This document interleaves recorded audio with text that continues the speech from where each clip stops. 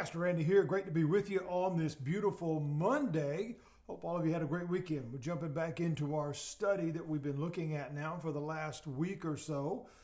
What is the church? Who is the church? Why does it matter? Now, I think we've clearly established what the church is. It is the calling of Jesus of like-minded believers all around the world into one accord.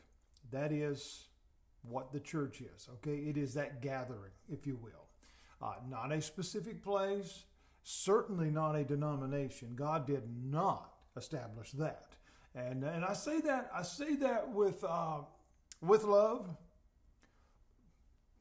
but also great sincerity. That has been one of the great dividing factors within the body over the years. I mean, many don't realize this, friends, but around the world right now, recognized by their name, association, what have you, there are over 40,000, that's right, 1,000 recognized denominations.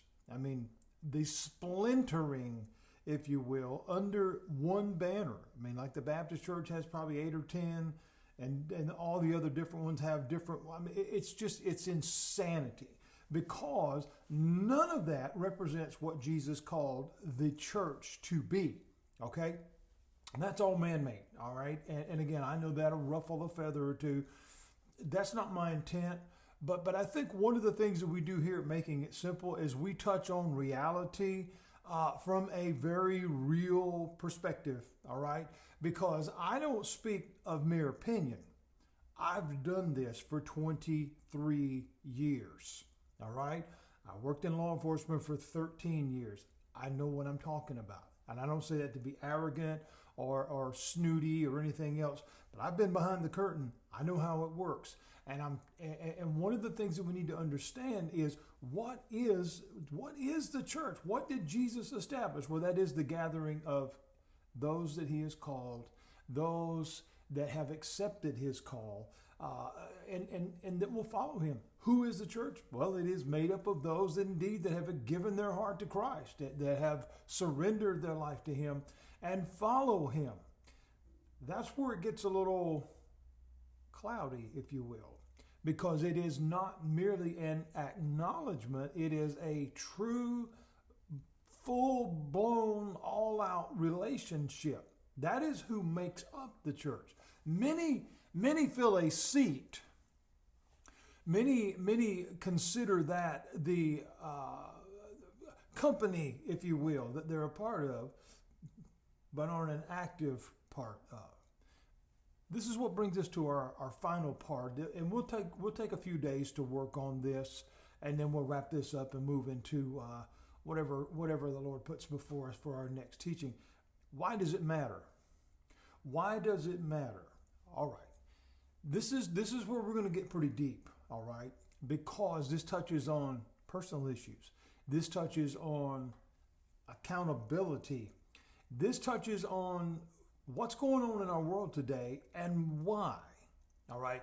I believe with all my heart, and I do not say this specifically as just a pastor. All right.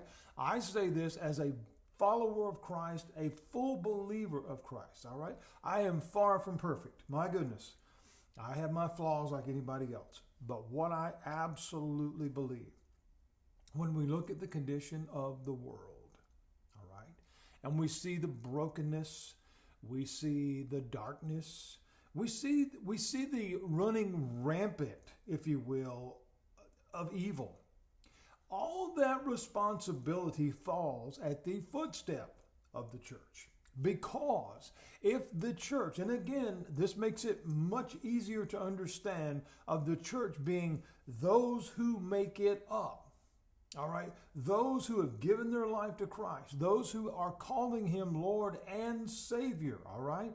Because again, as it's been famously said, pastor of old, Dr. Adrian Rogers, he said, if Jesus is not Lord of all, he's not Lord at all. All right, if the church that is fully surrendered and given their heart to Christ, following him in every capacity, were to stand united, rather than the division that we see of thousands and thousands and thousands of denominations and splinter groups and different belief systems. You see, one time, and I've mentioned this before, but there was a time to where the name on the door, the banner on the side of the road or whatever was merely the recognition of that particular group via cosmetics, worship styles and dress styles and whatever.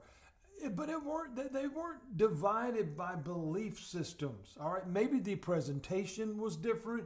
Maybe some were quiet, some were loud, some had a band, some had an organ. But none of those things matter, because at the heart of it all, everybody still loved Jesus. That is no longer what divides us, friends. It is no longer the belief system now that is universal. That is part of the division as well. Right here on this very same platforms that I post these videos and teachings, there are multitudes of others that would disagree with me on every word that I say.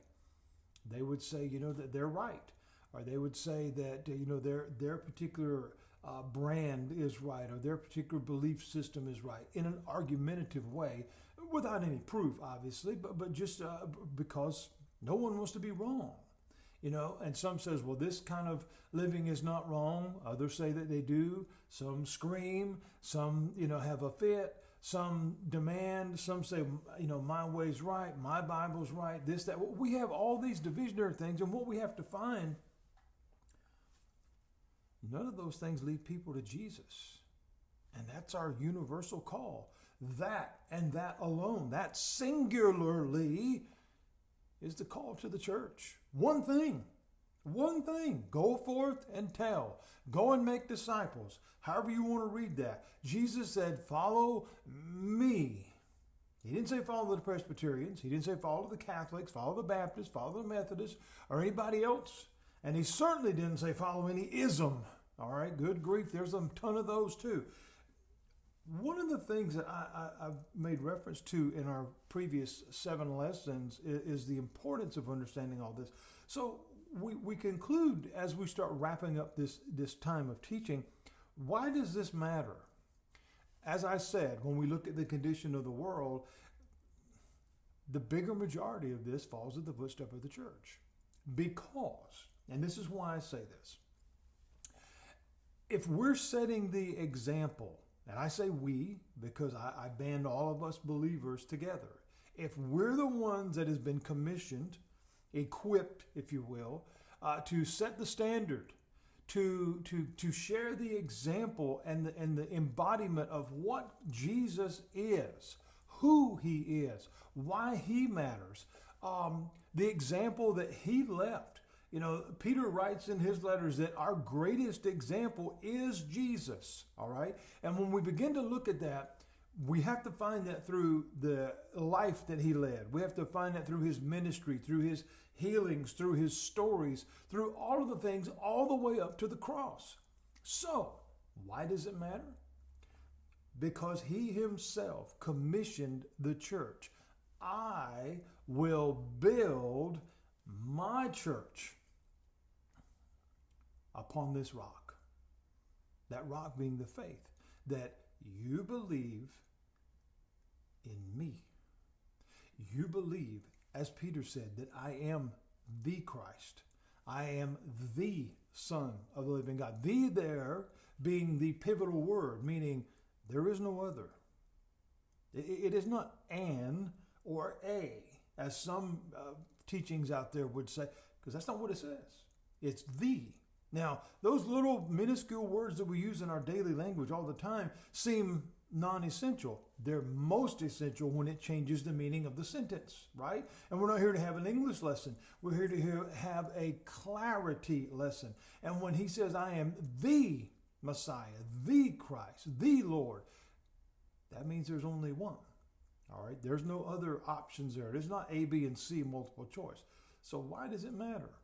because what our example sets forth to others to see is what to follow. And if we, being the church, are not properly following Christ, and we're not talking about legalism, we're not talking about rules and regulations, we're talking about his example. And if we're not following that to the letter,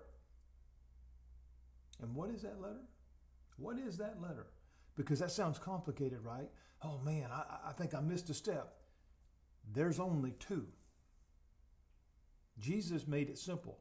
That's why I believe that making it simple here, this program that God gave me, all right, is so important. And I don't say that because it's me, because I don't consider myself to be anybody.